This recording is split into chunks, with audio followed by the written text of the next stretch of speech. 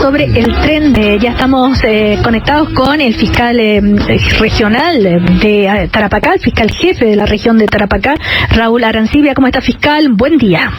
Buenos días, Cecilia, y lo mismo a usted, Sebastián. Gracias, fiscal, por estar con nosotros. Habla harto de que no se hace nada, que no pasa nada, que la delincuencia está a tambor batiente en el país, pero en particular en la indagatoria de estos personajes, de esta agrupación ilícita que ya lleva un buen tiempo acá, sí han existido algunos avances que son trascendentales, sobre todo lo último que ocurrió hace pocos días. Sería importante, antes de que entremos al detalle, que nos cuente justamente de estas líneas de investigación y de los éxitos que se han tenido. Bueno, la verdad es que en el aspecto propiamente de esta organización, nosotros hemos hecho trabajos bien importantes porque venimos desarrollando una investigación de hace más de un año y medio y donde en forma periódica, primero en marzo del 2022, luego en enero del 2023 y ahora hace unos días, en mayo de este año, ¿no es cierto?, hemos dado 3 diferentes procedimientos que han significado incautación de drogas y detención de diversos personajes bastante importantes de esta organización, de tal manera que esto es una investigación un trabajo que no se ha detenido en ningún momento, ha ido avanzando y creciendo por lo demás a medida que uno va conociendo nuevos antecedentes. Ahora, esto que están hace rato y que no sabíamos, dice usted, ¿no es cierto? Sí, bueno, sí, a ver, yo quiero aclarar lo siguiente.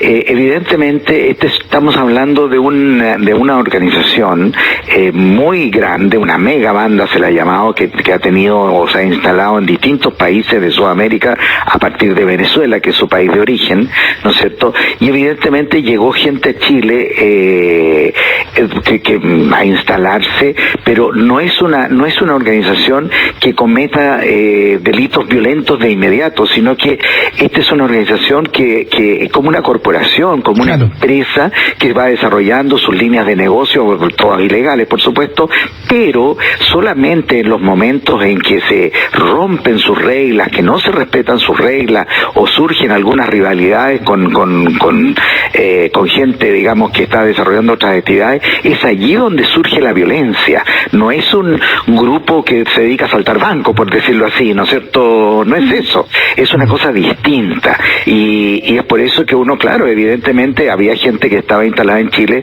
pero nosotros no lo sabíamos hasta que empezaron ciertas señales a señalarnos que esta gente estaba aquí, o algunos de ellos al menos. Ahora, el tema aquí, para también hacer el ejercicio de autocrítica, creo yo, es que uno piensa que hay áreas de investigación, de inteligencia, que debieran estar un poco más atentos. Estamos en deuda, y no hablo necesariamente exclusivamente de la pega de ustedes ahí en la Fiscalía, sino que hablo en general de las policías, del propio gobierno, de las áreas de seguridad, para detectar justamente, porque lo que uno puede esperar de estas áreas justamente de inteligencia o de investigación es que sean capaces de alertar justamente cuando aún están en silencio estas organizaciones. Claro, mire, bueno, eso puede suceder, pero yo también le puedo decir, yo puedo ser todo lo autocrítico que usted quiera, pero sí le podemos decir que nosotros estamos bien alerta. De hecho, fuimos nosotros en Tarapacá los que descubrimos por primera vez el tema del Tren de Aragua, cuando surge unas personas, ¿no es cierto?, que traían droga y que mencionan esta organización, que las habían obligado a traspasar droga a la frontera, bla, bla, bla.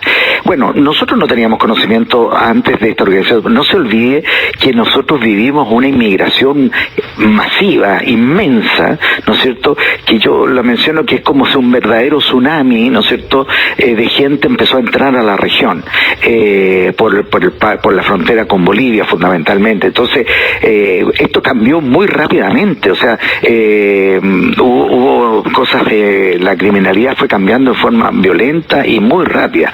Ahora, en cuanto a las alertas, yo le puedo decir también que aquí en la región de Tarapacá nosotros detectamos por labores de inteligencia y una serie de técnicas que uno utiliza para estos efectos, 2 intentos serios de carteles mexicanos de droga para instalarse aquí. Uno, el cartel de Sinaloa, que tenemos a 2 personas muy importantes de ese cartel presos, ¿no es cierto?, esperando juicio oral. Y segundo, otro del Jalisco de Nueva Generación, ¿no es cierto?, que es un personaje persona que ya está, mexicano también, que ya está condenado, ¿no es cierto?, y está cumpliendo condena acá en Chile. Y eso, dos situaciones, porque no teníamos conocimiento antes de mexicano, sí, tratando de instalarse acá, buscando nuevas rutas, etcétera. Por lo tanto, las alertas funcionan, pero nosotros nos vimos sobrepasados en ese momento con toda la delincuencia extranjera que ingresó masivamente, o sea, junto con esta inmigración masiva. Estamos conversando con Raúl Arancibia, el fiscal jefe de la región de Tarapacá.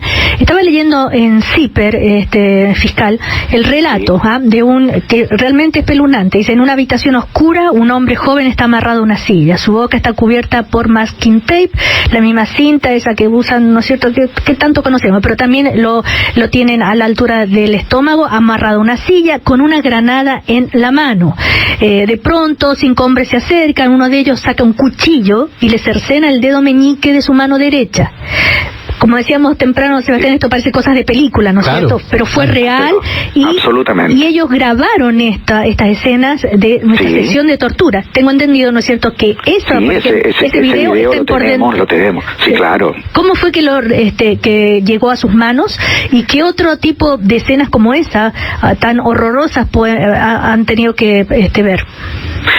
Bueno, mire, hay una costumbre, pareciera, o una exigencia para la gente que actúa de esa manera, de grabar, precisamente. Tenemos grabados muchos ejecuciones, ¿no es cierto?, donde la persona se le dice y se le graba en el momento que es asesinado, o bien torturado, como en este caso, ¿no es cierto?, porque esos son videos que se utilizan o para amedrentar, o para enviárselos a la familia, o bien para demostrar que se cumplió el encargo, el cometido que se le encomendó a esa persona, al que ejecutó el hecho. Entonces, esos son elementos que nos llegan a nuestras manos de diversas maneras, pero fundamentalmente de evidencia digital que uno recupera por ahí en teléfonos, computadores o cosas así.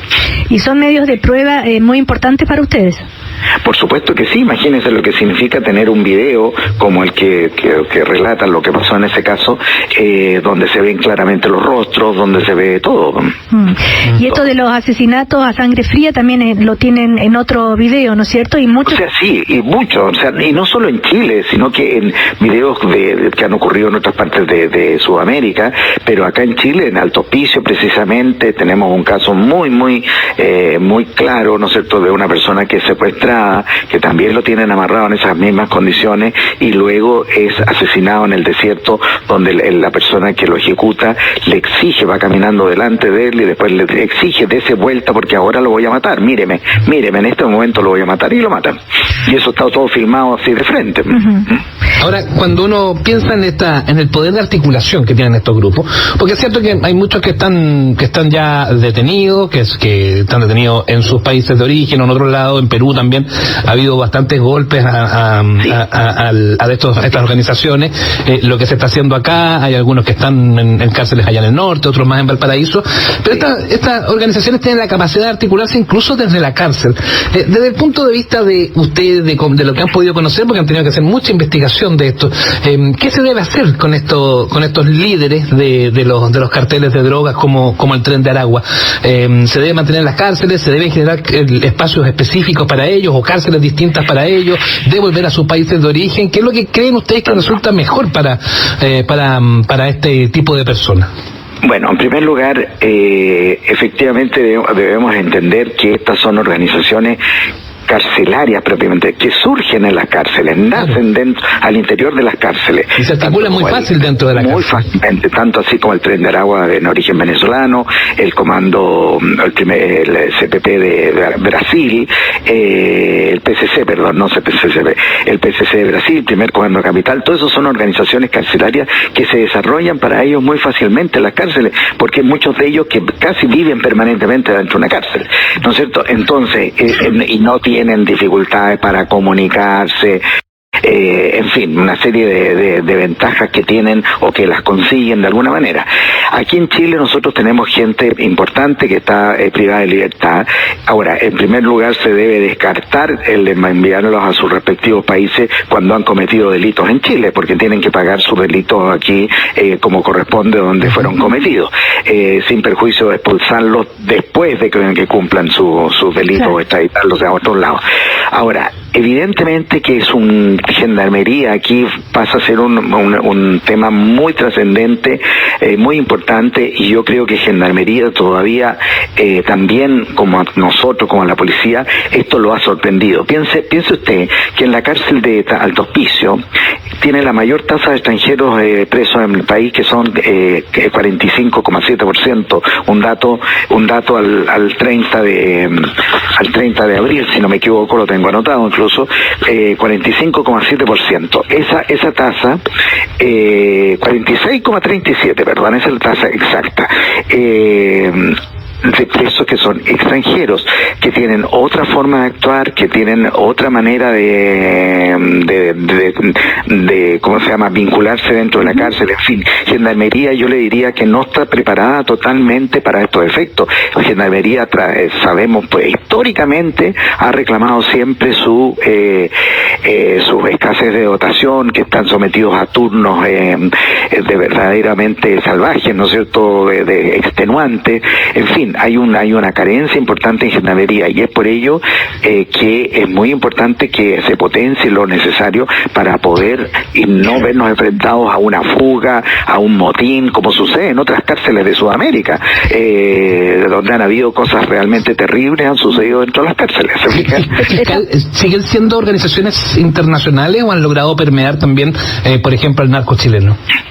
Sí, claro, lo han permeado en el sentido de que el narco, el chileno o la banda chilena han tenido que ponerse a la altura de las extranjeras en cuanto a la violencia que despliegan y también a la capacidad de fuego que tienen, porque si no serían arrasadas simplemente por los extranjeros, ¿se fija? Entonces también hemos encontrado algunas pequeñas alianzas ya entre chilenos y extranjeros, pero todavía se mantienen como separados, pero sin duda que por lo menos aquí en el norte, y yo creo que en Santiago también, la violencia de las bandas chilenas también ha aumentado. Estamos conversando con el fiscal jefe de la región de Tarapacá, Raúl Arancibia. Usted decía, bueno, estas bandas, ¿no es cierto?, que se dedican como una empresa a hacer estos negocios, narcotráfico, en fin, pero también otros delitos como tráfico de migrantes, de armas, de personas, explotación sexual, la trata de personas. A veces nos cuenta eso. Efectivamente, yo creo que las líneas de negocio fundamentales de estas organizaciones son las que usted ha mencionado, y la trata de personas, lamentablemente, es un hecho muy real, muy presente en las grandes ciudades, donde la prostitución, ¿no es cierto?, que ejercen algunas, fundamentalmente ciudadanas extranjeras que han sido traídas, muchas veces algunas de ellas saben a lo que vienen, pero lo que no saben son las condiciones a las que van a ser sometidas, ¿no es cierto?, en cuanto a la exigencia de grandes sumas de dinero semanales, mensuales, que deben pagar a esta organización. Entonces eso los transforma, ¿no es cierto?, en verdaderas esclavas que nunca pueden salir de eso, porque nunca pueden terminar de pagar lo que tienen que pagar. Claro, estaba leyendo que este lunes la Policía de Investigaciones incautó 170 kilos de droga, detuvo a 11 personas, ¿no es cierto?, y los detenidos hacían parte de una célula de organización criminal, en fin. El grupo había adquirido 2 buses interprovinciales para trasladar a migrantes sin papeles. Así es, uno de ellos, de los buses, lo tenemos ya acá en Iquique, el otro está incautado en Santiago, pero el bus, estamos hablando de un bus de 2 pisos, como cualquier bus que usted ve de estas grandes líneas de buses. Claro, moderno, que pasa totalmente discreto por cualquiera de ellos. Por supuesto. Y que incluso tiene, claro, nombre como que en algún momento fue de alguna empresa, qué sé yo, pero en fin, allí cuando ese bus lo detectamos que salió desde Iquique, sabíamos que llevaba algún tipo de mercadería y personas, nosotros lo interceptamos lo dejamos salir de la región, fue vigilado todo, pasó y lo interceptamos en las cercanías de La Serena. Allí se pudo constatar que dentro del bus iban en realidad 141 kilos de droga, eran 137 kilos de marihuana, más unos kilos de ketamina, clorhidrato, en fin, eran al final 141 kilos de droga, y iban 28 personas de que eran extranjeros irregulares todos. Ahora, en el tren de Aragua, ¿no es cierto?, hay varias bandas y también que actúan en, no sé, en la región metropolitana, en Valparaíso, sí, bueno, y en el norte, en la zona fronteriza. Así es. ¿En cuáles de todos estos lugares, estas zonas, es más fuerte, más peligroso? Yo diría que son distintos los lugares. La frontera es Valparaíso, Santiago, son lugares donde ellos han ido a asentarse o a instalarse, ¿no es cierto?, por la mayor posibilidad de comerciar, el tema de la trata de personas, el de disfrazar actividades con otras negocios de fachada, en fin. Pero el norte, y especialmente la región de Tarapacá, por su frontera con Bolivia, que tenemos una frontera de casi 400 kilómetros que es absolutamente incontrolable, porque tiene una cantidad de pasos irregulares es increíble, de tal manera que no se puede controlar. Entonces, esa sola frontera, usted comprenderá que tiene mucho valor para una organización criminal que puede entrar y salir, o entrar y sacar mercaderías cuando quiera, como quiera, y eso es muy valioso, digamos, desde el punto de vista de la actividad delictual.